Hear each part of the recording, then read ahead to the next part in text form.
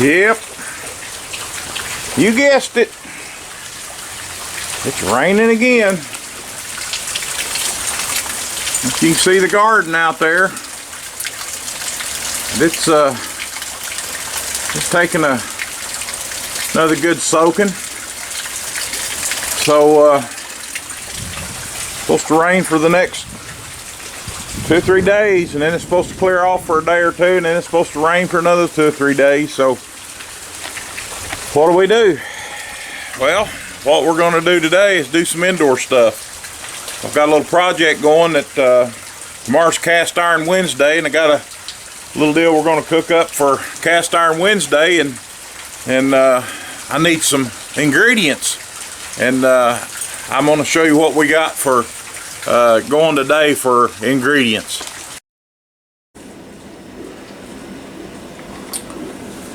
What we have here is a bag of hard red winter wheat, and it's a 50-pound bag. Got some bags for our vacuum sealer, and then we got some Mylar bags. And what we're going to do, we're going to break this down into these bags, put them in here, and then we're going to put them in a big bucket with a lid on it. But you might say, what in the world are you doing this for? I'm not a prepper, but about 5 years ago I lost my baby brother. He had a massive heart attack and died, and I went to the doctor a couple months later, and my doctor told me that I was next. And kind of a wake-up call when somebody tells you that. And I said, well, what do I need to do? I weighed almost 300 pounds. I'd been eating this processed food all my life, and that's what brought this little deal about. We don't eat a lot of bread, but we do need flour from time to time. We don't even have a loaf of bread in the house, and we don't keep it, but we like to bake yeast rolls and things like that from time to time. We don't eat it often. But anyway, my doctor told me, he said, I don't want you to eat anything white, anything processed. And I did that for a year and lost 60 pounds, probably saved my life. And that's kind of what brought this on. I'm not hoarding up supplies and all that kind of stuff, but I needed some wheat berries. And by the time you buy a few, just a small amount, you might as well buy a 50-pound bag and store them, and then put them in the small bags and use it as you need it. And that's what we're going to do today.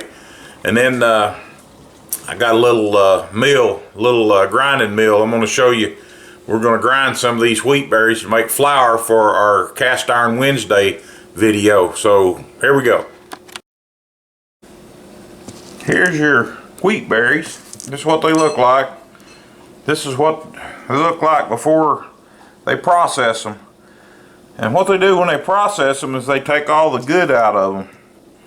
They take these kernels and they break them down, and they take that end out right there. That little pointed end, they take that out, and that's the germ.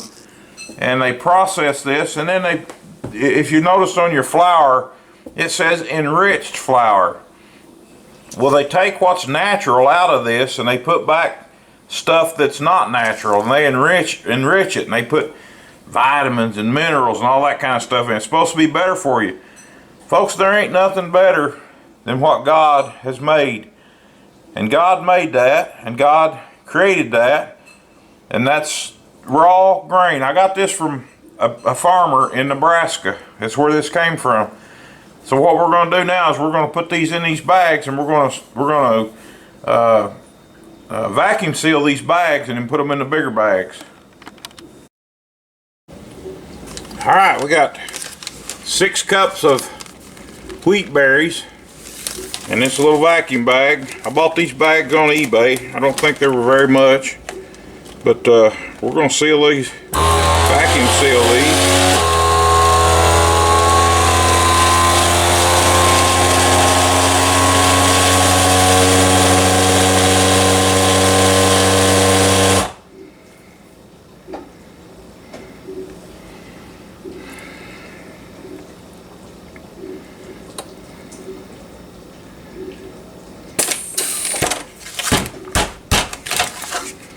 There you have it.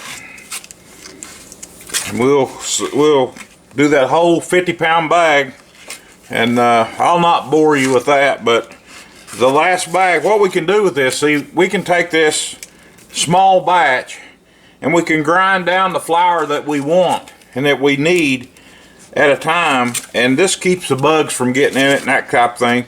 Of course, we'll store it in the Mylar bags, and I'll show you that, and then we'll store it in a bucket. But we can use this as we need it. We can take one of these small bags and use it.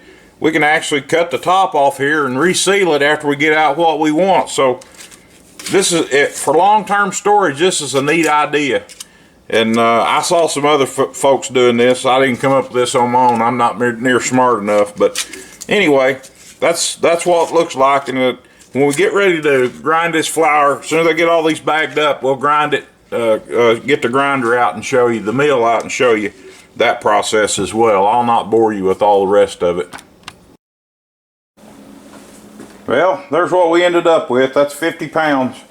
We're going to save that bowl right there. We're going to grind. But these are about 5 cups. And the nice thing about these vacuum bags is you can cut the top off of them, get what you want out, reseal it. But we'll put these in Mylar bags, these Mylar bags that we got, and put them in buckets. And looks like we've got flour for a while. But I'll get the flour mill out and we'll show you how that works. Alright, let me show you this old girl. I figure she's probably from the 60s or something, maybe the 70s, I don't know. It's a Golden Nugget flour mill or grain mill. You can do corn in it as well. It is a stone grind. You can see we've got some flour on it. What you do, these 2 wheels here, it goes in the hole. Pour your grain in here through the lid, goes in here, and this stone grinds it. If you buy a mill, you want a stone ground mill. The steel grind heats up, and supposedly it does something to your grain. But it has an adjustment, and you can make you can put corn in this and make grits and all kinds of stuff like that, and cornmeal, you can do that. But it has an adjustment, and it's the way you adjust it. The finer you want it, I'll turn that. You can see that stone turning. But you tighten this, and the tighter you tighten it, the finer the grind you get. And we want flour, so we're going to try it right there. But this is an old, I got this from a lady in Oklahoma. It grinds it. It goes in there and it grinds it, the wheat, and then it comes out in this drawer in this pan right here, and that's how you get your wheat. The nice thing about this, having one of these, is you can grind your flour when you want it, you know, and it's fresh, and it's that instead of bleached and all that. Now you're going to find that when this is ground, we're going to grind some of it here in just a second. When it grinds it, you're going to find that it's not that old white color that you're used to, and it's actually kind of a brown color. But let me get this thing set up and get the camera set up, and we'll grind a batch and show it to you. Might be a little bit noisy, but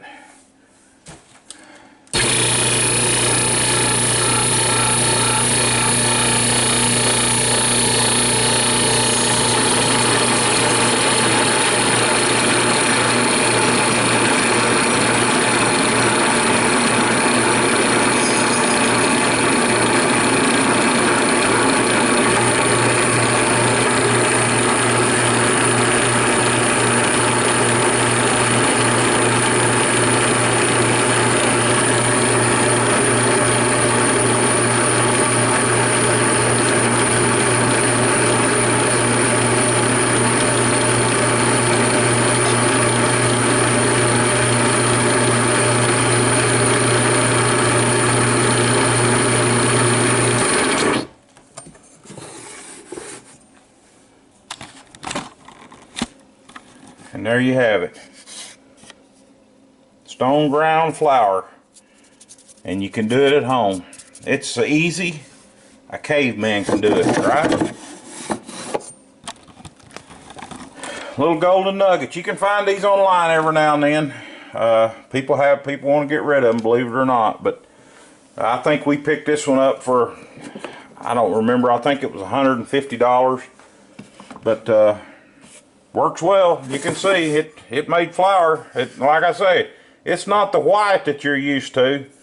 The boy, it's got all the grains in it. It's got every bit of the grain in it. We know that now because we just ground it.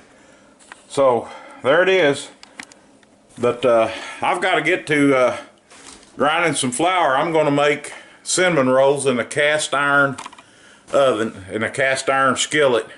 And I've got enough dough left. I'll probably make some yeast rolls as well.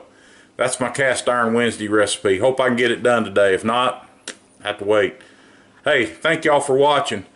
Like and subscribe. Share these videos. I hope it helps somebody because folks, we're in trying times right now, and these kind of videos I believe will help somebody. So hey, like I said, I'm not a prepper, but what's the old Boy Scout adage about always being ready or being prepared or whatever? I'm not doing it for that. I'm just doing it because I enjoy it, and I enjoy doing these videos. Y'all be safe. See you next time.